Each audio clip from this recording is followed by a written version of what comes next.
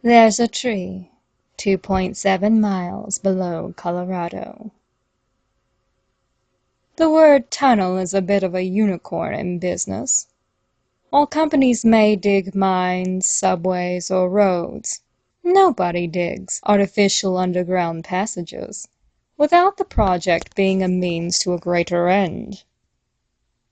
In other words, there are no companies dedicated to just digging tunnels, and the demand for blank pathways has always been grossly underestimated. My cousin Nathan and I realized the void in this market when we were in our 20s, and we have been incredibly wealthy ever since. Shortly after college, we founded a small coal mine in New Mexico. Chimera Limited, we named it. While this was a front to mask our real ambitions, it provided a stable revenue for about a decade or so, until our well-paid and well-silenced crew of workers had dug a strongly supported tunnel network underneath the greater portion of New Mexico and northern Mexico. Though this may seem like an impossibly large area, I assure you that our tunnel system consisted of more than a framework of a completed project. Even so, it was enough of a start that we could begin seeking real clients. The greatest demand for our tunnels was, unsurprisingly, on the black market. A world of cartels, convicts, and desperation. Nathan and I, however, are businessmen, not criminals, and so we needed to distance ourselves far from our clients' activities, while simultaneously ensuring that these customers, who are not the most trustworthy crowd, could not turn against us. Therefore, we decided that a system of tunnel rental was appropriate, and we expanded. And we expanded, and we expanded, until we had a labyrinth that stretched across the southern U.S., intersected the Mexican border, and forged its way through the Isthmus of Panama. Some tunnels stretch along the cartel supply lines. Some rest behind the concrete walls of prisons, and most lead to freedom from one bondage or another. Other tunnels were erected to lure men to dead ends, or to simply curve back onto themselves in Stygian darkness. Only our well-trained guides can successfully navigate this deceptive labyrinth, and they are the sole direct contact we have with our clients, a sort of service for them and insurance for us. Thus, we assume the role of the coyote, mule, and jailbreaker, chimera, while retaining minimal involvement in any illegal activities. Whenever somebody rents a route from location A to location B, we provide them a guide and ask no more questions until we are paid in full. Everything had exceeded our hopes, until we decided to rent our services to the U.S. government. At first, we sent a few diggers overseas to intercept ISIS tunnels and weave spider tunnels beneath terrorist strongholds. The brainchild of my cousin, spider tunnels are poorly supported, rapidly dug tunnels that are doomed to collapse within a day or two of their inception. While they are useful for rapid prison breaks or destroying evidence, their main purpose lies in their ability to quickly weaken the infrastructure of vast expanses of land. Given the opportunity, Chimera Limited could probably collapse the entirety of Houston within a month. They are a perfect instrument of war, and the government knew it. Our most recent government contract, however, landed us in the middle of the Rocky Mountains, where we had a few but not many tunnels, and requested that we dig vertically to reach a large cavern. I should have been suspicious of a military expedition on the home front, but the pay was insane, and we had a good record of not losing lives.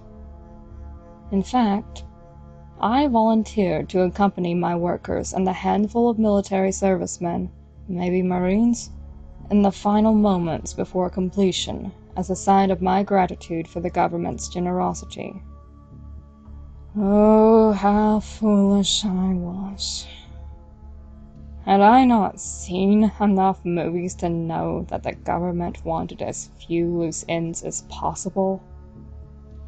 Even so, I was to venture with my team into the deep. Actually, we did not start by tunneling.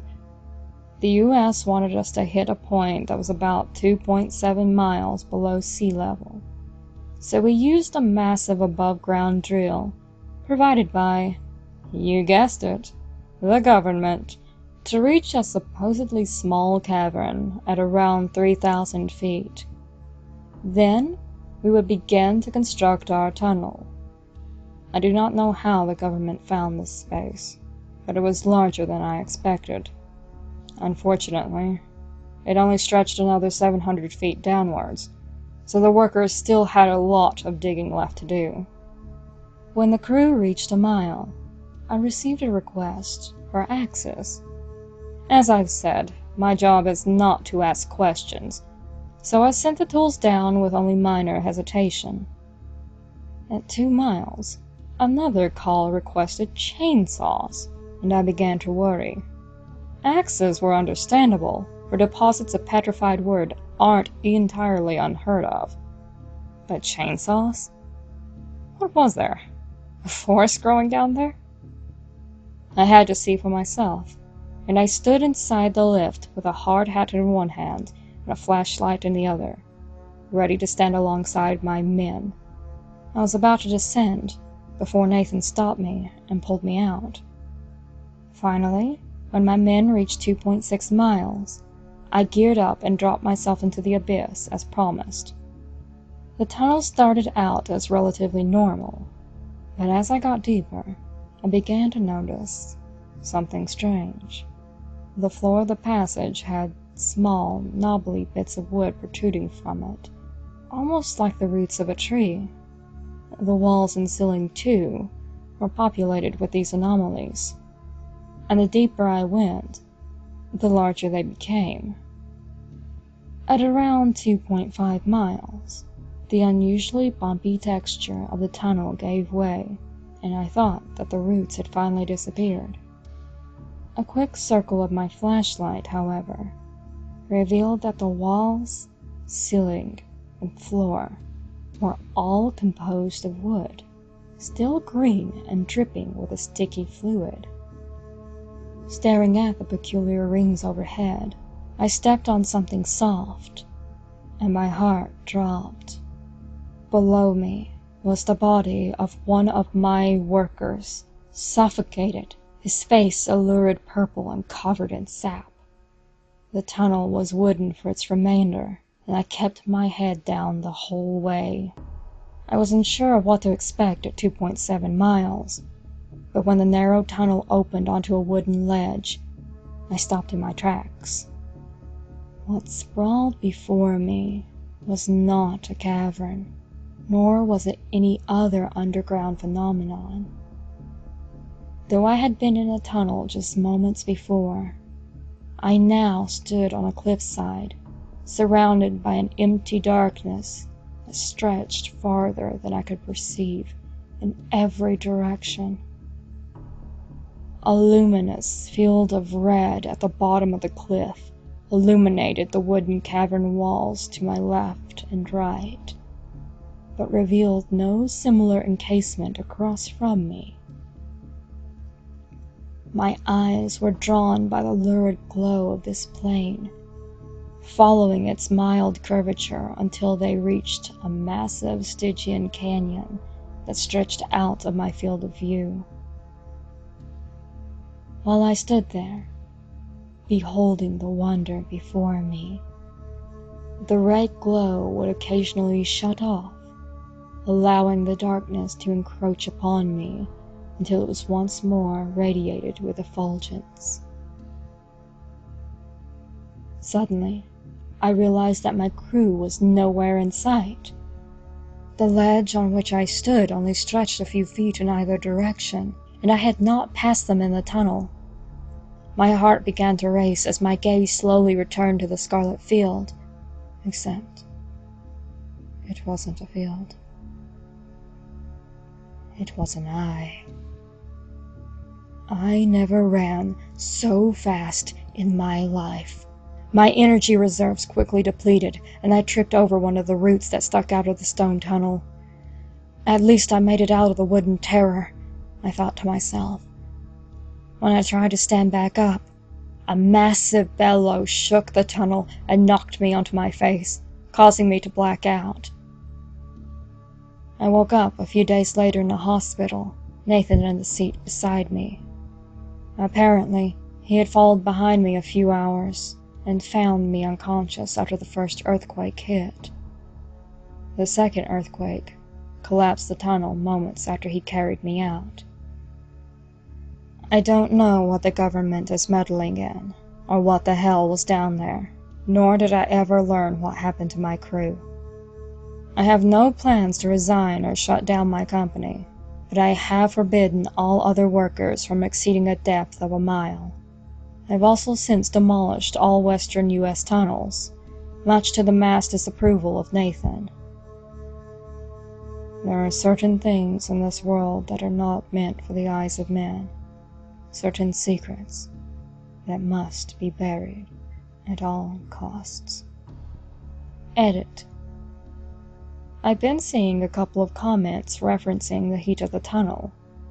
Regardless of how hot it was supposed to be, the government warned me that I should wear a coat. I wouldn't say that it was freezing, but I could definitely see my own breath after about 2 miles. Also, I'm not cruel to have moved on from my crewmate like that. When you're standing inside a tree far below the Earth's surface, you begin to dissociate, and things that would normally affect you in one way are greeted with numbness. It was only when I realized that none of my crew was in the tunnel that I finally came to my senses.